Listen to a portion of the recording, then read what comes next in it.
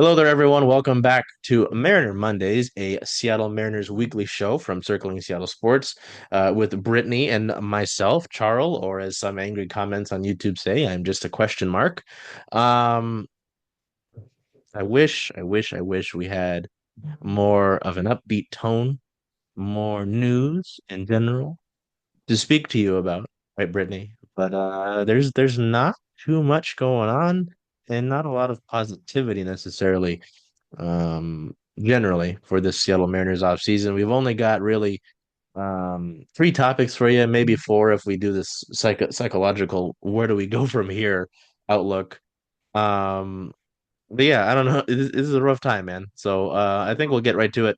Yeah. The Mariners, we're a team that was listed, for I think several months, right? That was interested in if I'm pronouncing this right correctly, per the KBO in English Twitter account as Hye-seong Kim um, from the KBO, yes, posted, and his deadline was Friday. And there was some talk about the Mariners. There were some, accounts allegedly that were KBO news accounts that said that he had picked the Mariners. I don't know the legitimacy, and I don't want to be disrespectful and say, "Oh, just this isn't." I legitimately don't know. I know with American-based media because it's like Passan and obviously we have got Jude and Divish here and so on and so forth. Um, but then obviously that didn't work out because reports came out on Friday that Keem was signing with the Los Angeles Dodgers. The report said that Shohei Ohtani played a role in his comfort, and helped him out. And there's also some interesting, I believe, from a Dodgers a writer that said that Keem is supposed to play more of a super utility role as opposed to being an everyday starter. So I don't know, Brittany, how do we feel about losing out on it? Um, just uh the situation itself, because I mean, as Kate from Lookout Landing has told me, hope is a dangerous thing to have. So I just kind of go if it happens, it's gonna hit me happily in the face. Right? Like, I don't know. Absolutely. I just didn't really think it would happening. And two, Ryan Divish tweeted about it and was spot on with it, right? It wasn't necessarily losing out on this specific player because, he's not necessarily a game breaker, right? Mhm. But, the fact that you haven't done anything and you're gonna maybe look internally at prospects to fill in roles when they're not even necessarily ready yet is just it's further adds to the bad look that is this Yeah. offseason. It's extremely agitating and frustrating and completely understand why fans are frustrated. I think we all feel it. It's difficult in a situation like this to take a step back and maybe look at the situation itself solely without all the additional information of how frustrating this off season has been. I think if you just look at missing out on him, I think it's fine. Ideally, you want a contributor for 2025, someone that can come in and contribute in 2025. And everything, all the information we have on him indicates that that probably wasn't going to be the case, that he could be, like the Dodgers say, a super utility person. He's got wheels, he's fast, he's a good base runner. So a good late inning replacement, someone to bring in, not an everyday player. And that is what the Mariners need.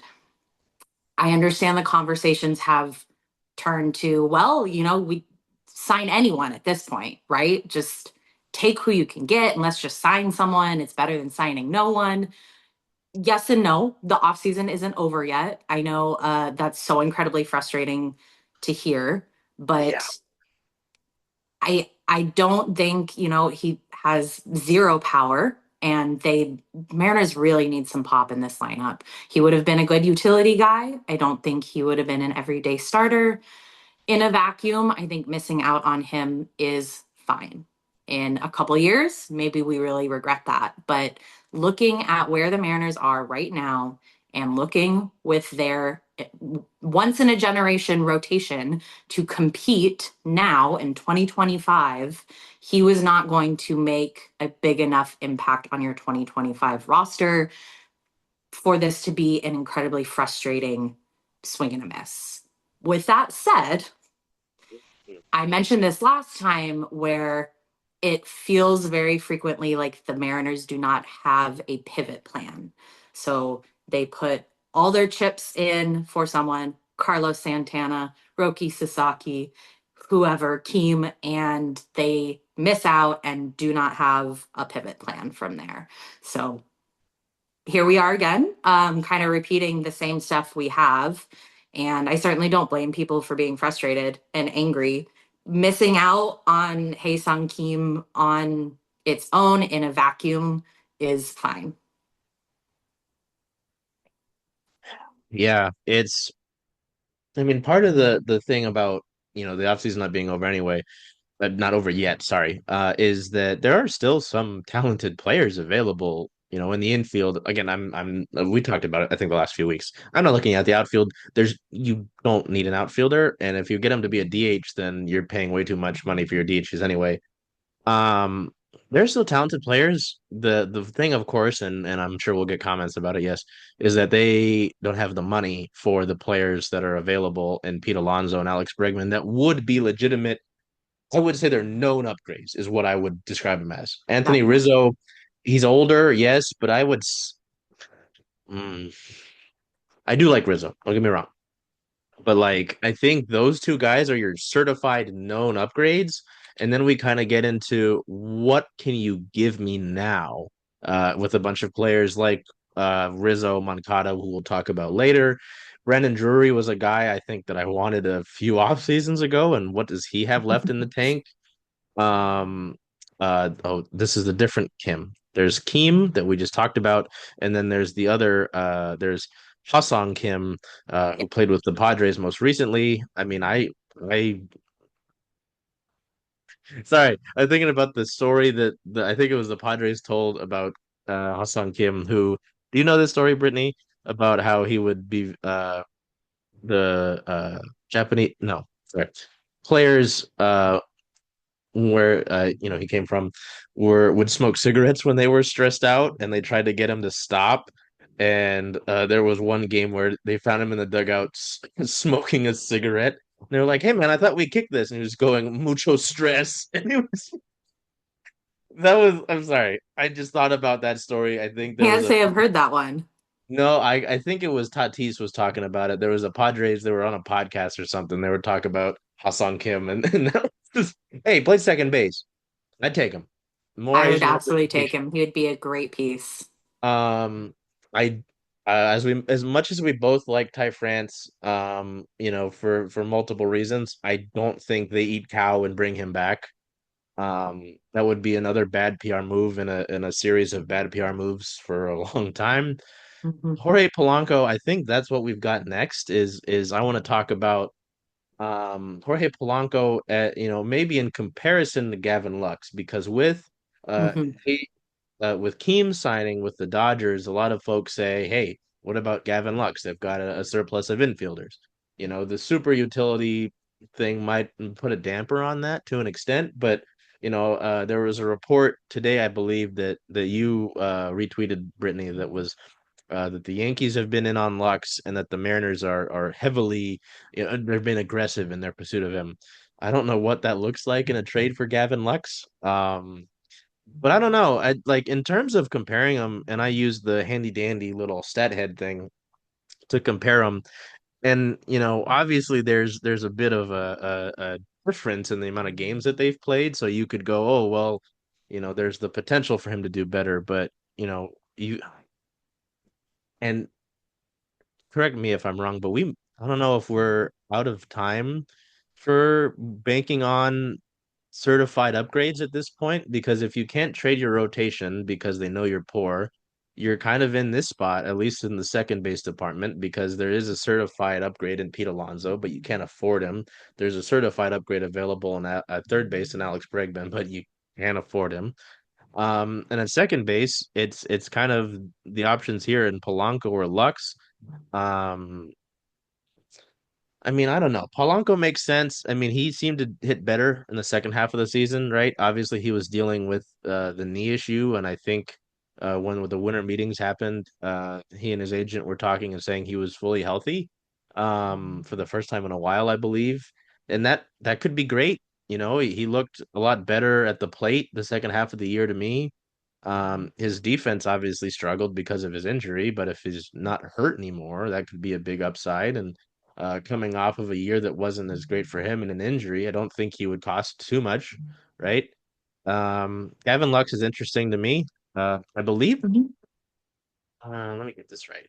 But when I went to do the little comparison thing, I believe they're the same age. So you're not necessarily, um, getting a younger, better player.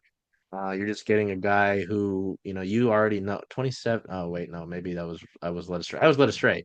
Damn it. I was gonna say Gavin Lux should be significantly It's younger. 27. Polanco's 31. Yeah, highly touted So yeah. prospect with the Dodgers, Yeah. who What do you came think up. about that? Yeah, he's an interesting piece. He came up as a shortstop. The Dodgers said he's going to be our shortstop. He broke camp with the big league roster. They ran him out at shortstop, and after a while said, "Nope, just kidding. You're not cut out to be a shortstop," and for good reason. And that is how we ended up with the incredible Mookie Betts, who can play everywhere at shortstop for the Dodgers. They were counting on Lux to be that guy for them, and he couldn't make it work. He didn't have the arm for it, so they moved him over to second. He had a really good second half of 2024. And I think that is what a lot of scouts projected him to be was his second half 2024. What worries me is that his ceiling, because Mm, from what we've seen so far, that appears to be his ceiling. If he can repeat what he did in the second half of 2024 over the course of a season, that'd be fantastic. Um, I would love, he would come with 2 years of arbitration control. So that would be a plus. He would be relatively affordable, maybe a few million, 5, 6 million for a couple years. So the ceiling is kind of what is scary to me. Also, beggars can't be choosers. So if they could pull off a trade and not give up anything reasonably crazy for him, with the Dodgers, that'd be a great piece to fill in. The tricky thing is always the Mariners struggle to develop, improve, whatever offensive pieces. yeah. So he has kind of struggled this far. Can they get that second half 2024 out of him consistently? I don't know.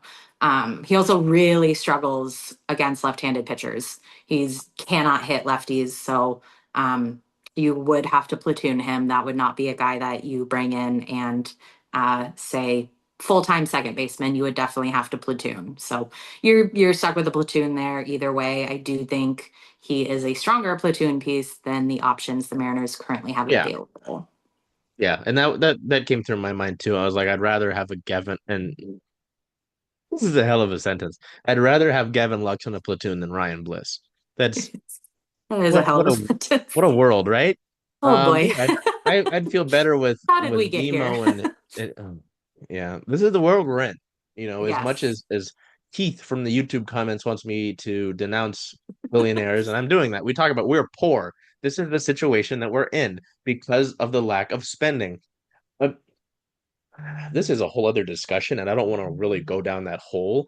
But as much as people hate him, and as much as he makes dumb comments, um, I give Jerry somewhat of a little tiny break because of the lack of spending.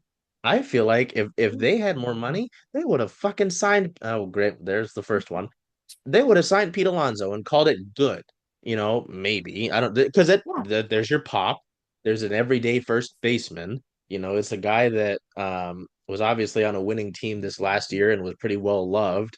You know, shoot, if they had more money, I don't doubt that they'd have signed, both bookend the infield in Bregman and Alonso, but they Right. don't have that money. They don't have money to get one of them per the reports about payroll. I don't think there are a lot those reports are false either because we're still in this conversation and they're missing out on players because of said payroll. Mhm. Um, so there's your comment about billionaires. I'm only half white, so don't call me a white supremacist again.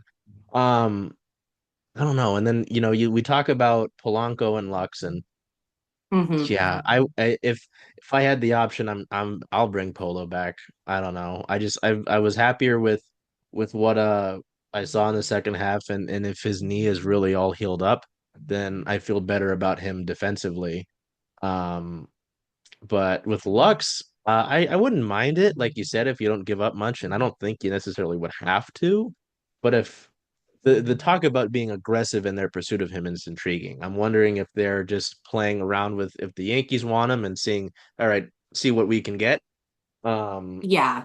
The other thing you I would know, say is that came from a Yankees, I believe, Sports Illustrated reporter who, again, yeah, I would I say was intrigued by it that. it's important to keep in mind that they all have their own motives, right? Yeah. So why would the Yankees want it out there that hey, we've looked into Gavin Lux, but the Mariners were, just they're way stronger in on him. So um, I the what holds more weight for me is hearing from a Dodgers beat reporter Mm, that the plan is for Mookie to play shortstop, Gavin mm, Lux to play second base, and to use Keem as a super utility role. So yeah, that is from the Dodgers beat. That is what they have said is their expressed as their plan.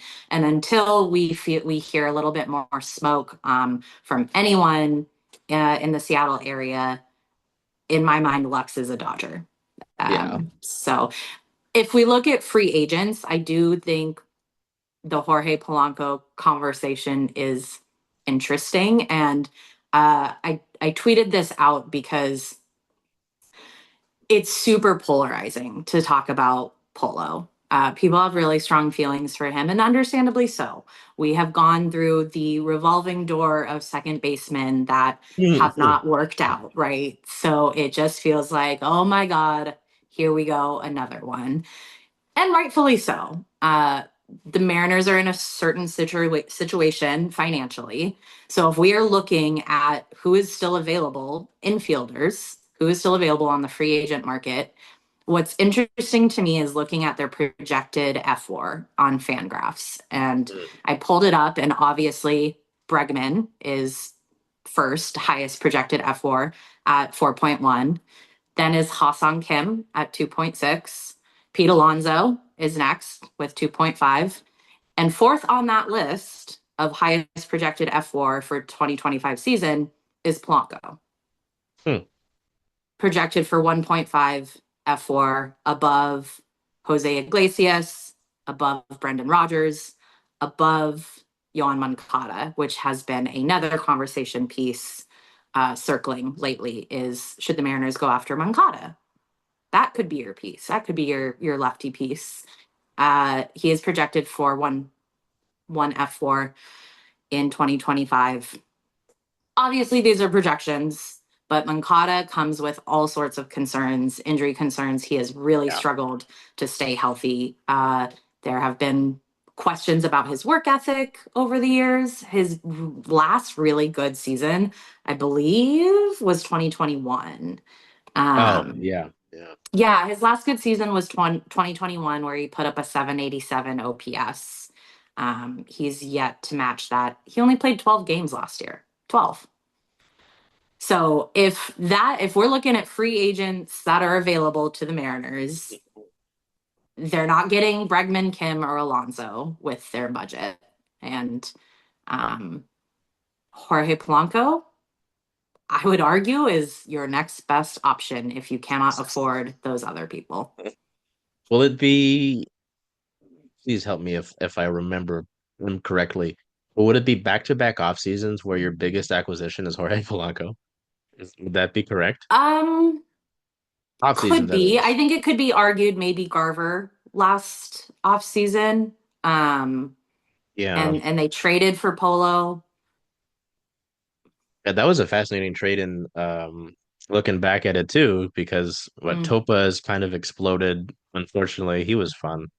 Who else? A few Yeah, he was prospects. so hurt. Yeah. Yeah, I don't know.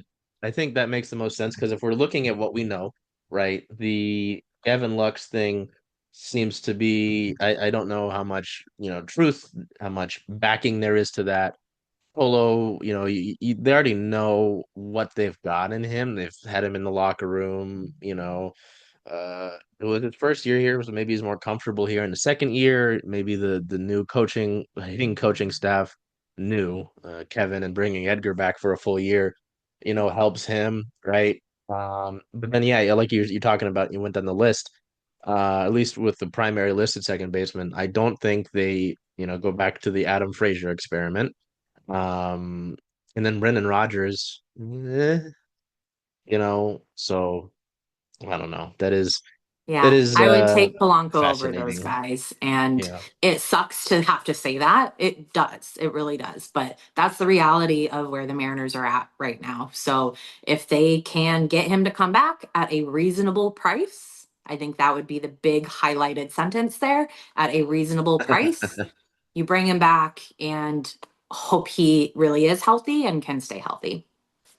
So speaking of bringing guys back at a reasonable price, which I imagine you can with this guy and staying healthy, what are we thinking with Moncada here? Just because we are at this point in the off season, and I will say before anything else, he should be. I would really hope he's not, you're this is who we're gonna have, as a real starter. I hope he's more of a reclamation project than anything else, but I don't know if they're in any position to do not that. So I don't I know. What have do you no what do you interest see in here? Moncada. Yeah, that doesn't interest me. Any time there is a narrative about a player's work ethic, kind of, Hmm.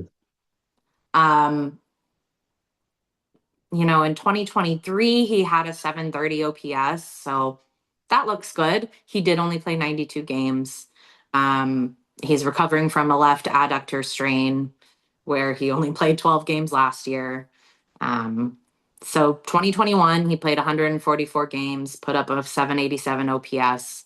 We are too far removed from 2021. It would, you're like you said, that would hope to be a reclamation project. Um, yeah, it's about all I've got on him. It's fascinating too because I remember coming into the offseason, it was kind of the infielders, and then I thought there was some talk about adding the bullpen a little bit. Um, I don't know what that'll look like. There's some fascinating names on the free agent market for the bullpen. A Mm, lot of the older guys and Kenley Jansen, Ryan Presley, Stripling, Robertson. You go down the list. Oh Jesus, they've got Drew Smiley listed here. You remember him? I did Uh, see some that. Yeah, some Mariner legend. former names. Speaking of Mariner legends, some former names and Kendall Graveman and Paul Sewald. Um, Yeah, I mean, there are some names here for sure, but I just don't know. Hey, Ryan Stanek. Ryan him Yarbrough. too. There's a Ooh. lot out there. Yeah, I'd imagine they snag one of those guys at an affordable price. I'd imagine they also find a couple guys off the heat pile, as we call Yeah. it, that the pitching lab does their magic with. I would be interested. We haven't talked about this, but Carlos Vargas, who was Oh, part yes. of the Eugenio Suarez trade, was kind of supposed to be a guy. Knock on wood, hopefully, and he struggled in AAA last year, and so I'll be curious to see. I assume he starts the year in AAA again this year, given how he finished. He was walking way too many guys. That was and the Mariners are not, we say no to walks when you're in the Seattle Mariners organization. So yeah, I'll be interested to keep an eye on Carlos Vargas. Um, it will Right. be interesting to see if Paul Sewald maybe That appears would in be really any fun. conversations. I don't know. That would be really fun, just because obviously he's really beloved here. You know, obviously he's had an interesting time with the Diamondbacks since he was traded there. Obviously going to the World Series with them and being in big spots there. And then last year, I think he struggled a little bit throughout the course of the year, and they took him out of that role. But I feel like he comes back here and they can work with the guy. This is a fascinating list. Just, I'm sorry, I gotta go down it. Craig Kimbrell's available. I know he was pretty cooked. But Kimbrell's available. Jake Beekman's out there. Hector Neris, fascinating. Um, oh God, Tim Meza, Hunter Strickland. You remember Hunter Strickland? Hmm. Jesus. Uh, and then we'll go to a few names that were within the last few years in Austin Voth, JT Chigua, and Trevor Gott. Oh, there's also Ryan Barucki. Um, this is a fascinating list. Yeah, I wanted to ask you, just this is not strict scripted. This was not on our list, but you talk about not wanting walks, and Edward Bizardo is a fascinating name Oh to my me. gosh, yes. What do you what do you just again, I know this wasn't part of the show originally, but Yeah, curious about it. What do you think about him and his because he's a younger guy and he seems to have some stuff, but the control isn't there. And it's just, it seems like at times he's more of a liability than anything, and they really would only give him cleanup work. And then that I remember in the summer against the Rangers, the Mariners had a game well in hand, and he came in and he almost made it a game with how he struggled. So, there were time he had good stretches this past season, if I remember correctly, but I don't know. What are your yeah. thoughts on the Bizardo experiment here? That's such a great question. He's a tough one for me. I had significant doubts that he would ever wear a Mariners uniform again. I thought he would get, DFA'd and be done, because I don't think he has any options left. I could be wrong on that. Don't quote me. What is fascinating was when you took a look at the end of the season after the many bumps that you mentioned, and there were many hiccups that he encountered. When you took a look at his baseball savant page at the end of the year last year, there's a whole lot of red on there. I mean, his expected ERA 2.43, expected batting average against 186. That is a number that I was not expecting to see. Ground ball percentage 56%. So that's a great name to bring up. That's really fascinating. And I'm really interested to see if he breaks camp. I'm not sure where he stands in their eyes either. He very much was being brought in as mop up guy. Yeah. And then all of a sudden it was like, oh, Bizarro got out of it. Oh, he got out of And it again. And and now here we are. He did have a 4.88 ERA, is how he wrapped up the 2024 season. But yeah. it is really interesting to look at his baseball savant page and think, oh, is there something that they're seeing that I know I certainly did not see? And I think it also depends on, you talk about if he comes in a camper or and that sort of thing. I think it depends on, we just talked about the long list of relievers that are available on who they can bring in and as well as what they will do in internally, right? Because there was talks of the Logan Evans and gosh, there's Hmm. another name I'm forgetting. Help me here. Um, Another one of the arms that they've got in the system. So do those guys impress enough? Because there were talks at times of those guys coming up into I'll figure it out I into think I the think they decided to keep Logan Evans in as a the starter starter. That's right. role. That's right. It seemed, yeah, it didn't seem like they had That was like an confidence. They were, experiment. yeah, they gave it a try. They brought him out, I believe in Arkansas. They brought him out of the bullpen in, was it maybe June, to see That if he sounds could about be a right. contributor last year and if they could call him up. So I think that he would be kind of your maybe seventh man in the rotation, um, depending Not on where bad. he falls with Emerson Hancock. He's maybe your Yeah. sixth or seventh man in the rotation. If we're talking bullpen, who I'm really excited about is Troy Taylor. Think. And Oh yeah. and Yeah. seeing, because he came in like dynamite at the end of last season.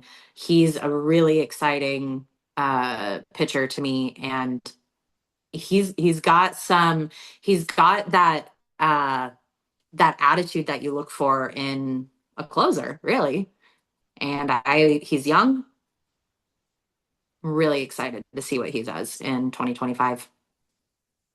Yeah, because I mean, you look at it here: Munoz, Saucedo, Thornton, Spire, Carlos Vargas, Woody Bolton, Colin Snyder, what a year he had. Matt Brash, He did. Santos, Lizardo. We got Diaz listed. Yeah, Troy Taylor, Austin Kitchen, I forgot existed. Mm. Um, and you still got who was the other reliever? I was just looking at his name. The Jackson Kowar, the other Oh, pitcher yes, I in was the thinking Kelnick about. trade. Yes, the Kelnick and Suarez salary dumps. They get relievers who have not done anything for the Mariners at the MLB level. Yeah, Troy Taylor's. I mean, he was a lot of fun, man. Like, what was it? Did he make his Was his debut the baseball night in America, the Sunday night baseball?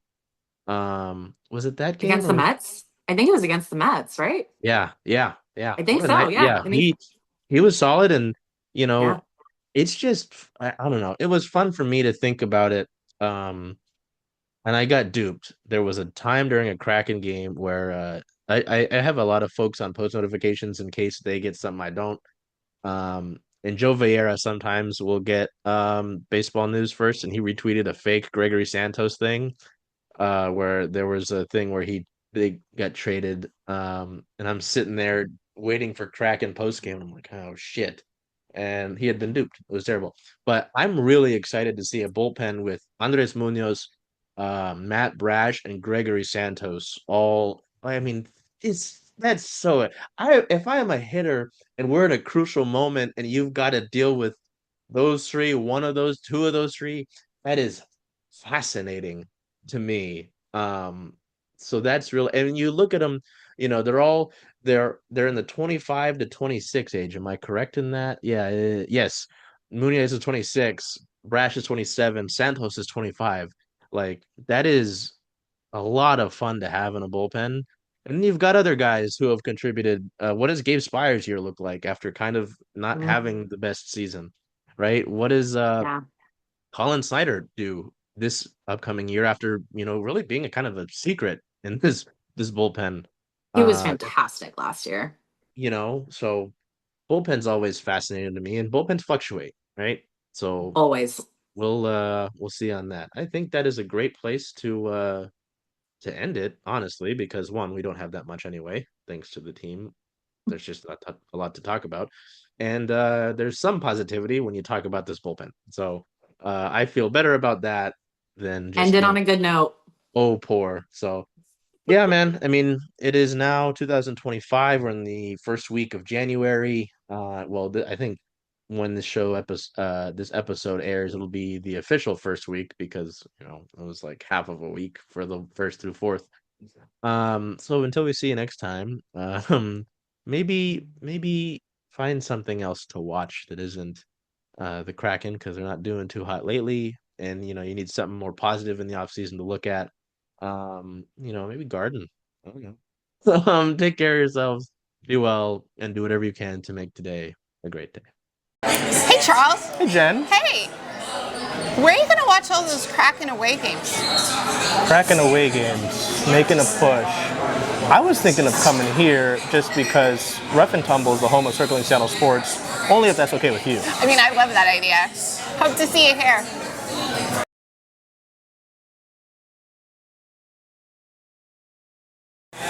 Hello there, everybody. Charles Hamaker here with Circling Seattle Sports. I'm joined by Jen Barnes of Rough and Tumble that we happen to be at right now. Yeah. Jen, why don't you talk to me a little bit about what we're announcing today, which is our partnership. I'm so excited about this. First of all, I just want to say thank you. I think all of us here at Rough and Tumble are big fans of what you and your team at Circling Seattle Sports does. And so, I know you know this, but when you came to me with this idea, it just seemed pretty natural. And it's not just me. I think a lot of people in the sports community in Seattle also really respect you and your team. So it's exciting to kind of see these two things melding together, and we're really excited to start implementing some of the things and then hopefully seeing you guys a little bit more often.